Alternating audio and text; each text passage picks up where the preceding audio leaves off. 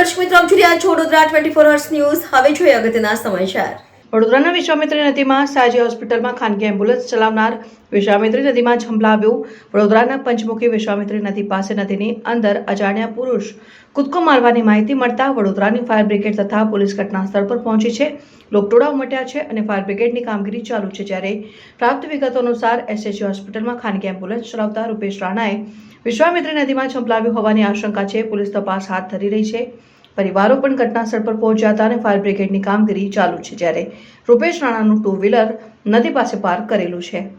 બનાવની વાત અમારા કંટ્રોલ રૂમથી દાંડિયા ફાયર સ્ટેશન કોલ મળેલ હતો કે વિશ્વામિત્રી કાલાઘોડા પાસે પંચમુખી હનુમાનના મંદિર સામે પેલી એક્ટિવા પડી છે અને ચપ્પલનું લોકેશન બતાવે છે.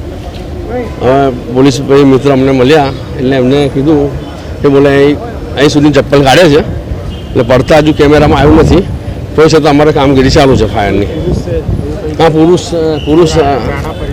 હા કોઈ છે, એમના ફેમિલી બી આવ્યો છે, ફેમિલી હાજર છે એમનું. શોધખોળ ચાલુ છે, અમારે કામગીરી ચાલુ છે. બરાબર. ચુનાવ છે સર સૈનિક દાંડિયા ફાયર સ્ટેશન.